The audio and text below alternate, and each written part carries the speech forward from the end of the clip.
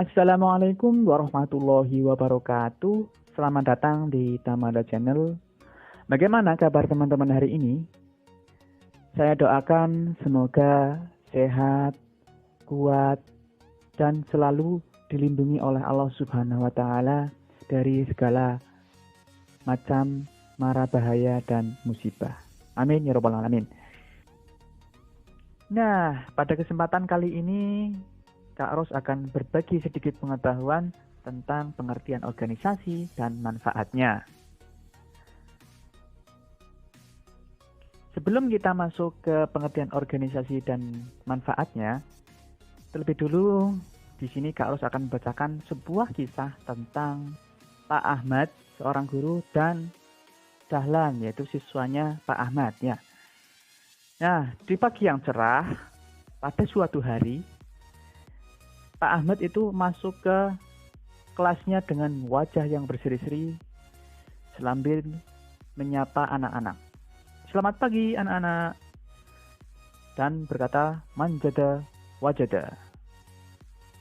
Ada yang tahu artinya apa itu? Manjada wajada? Artinya adalah barang siapa yang bersungguh-sungguh pasti akan berjaya atau sukses. Oke, itu tadi kata Pak Ahmad. Nah, kemudian Pak Ahmad itu bertanya kepada anak-anak yang ada di kelas. Pertanyaannya adalah sebagai berikut. Apakah yang akan kalian lakukan jika kalian melihat sampah di sekolah, di kelas, ataupun di halaman sekolah, sedangkan setiap kalian itu hanya memegang 10 buah lidi?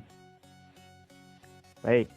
Saya ulangi pertanyaannya, intinya itu apa yang akan kalian lakukan ketika melihat sampah, namun setiap dari kalian itu hanya dikasih atau memegang 10 buah lidi. Kemudian seluruh kelas menjadi riuh dan saling bertanya-tanya ya, bagaimana ini jawabannya dari Pak Guru Ahmad tadi. Nah, dari ujung riuh kelas, itu Dahlan menjawab sebagai berikut. Jawabannya Ahmad adalah seperti ini ya.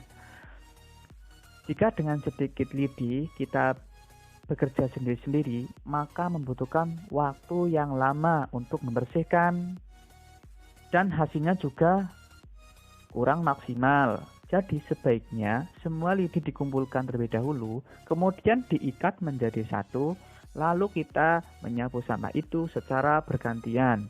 Pasti cepat dan hasilnya bersih. Nah, itu kata Dahlan. Maka langsung saja tepuk tangan ya dari teman-teman di kelas dan juga dari gurunya ya, dari gurunya Dahlan. Nah, itu sedikit kisah tentang Pak Ahmad sebagai guru dan Dahlan sebagai muridnya. Baiklah, kita lanjutkan ke pengertian organisasi dan manfaat organisasi. Pengertian organisasi itu dibagi menjadi dua, yaitu secara bahasa dan secara istilah.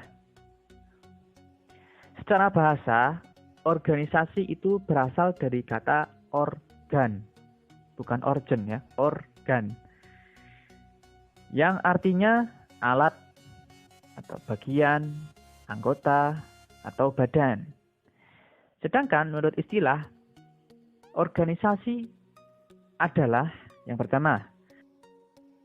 Organisasi adalah suatu sistem mengenai usaha kerjasama yang dilakukan dua orang atau lebih untuk mencapai suatu tujuan.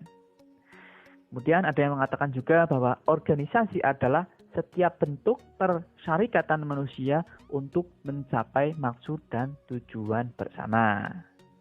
Ya, jadi intinya organisasi adalah suatu sistem kerjasama yang dilakukan oleh dua orang atau lebih yang mereka itu memiliki tujuan yang sama, gitu ya.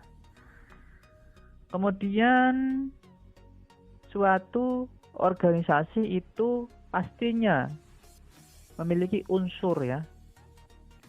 Memiliki unsur untuk menopang suatu organisasi.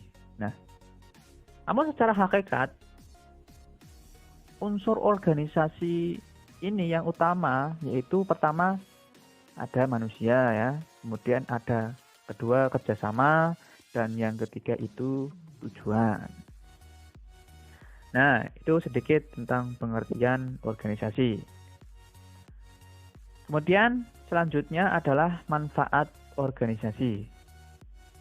Nah, tadi kita sudah mengetahui tentang pengertian organisasi.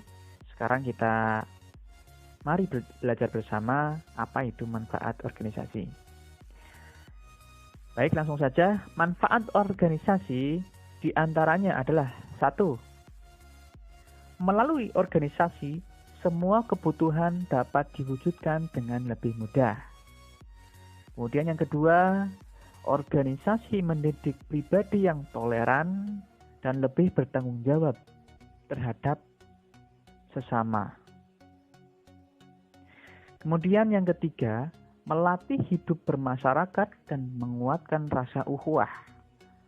Ukhuwah itu adalah persaudaraan ya.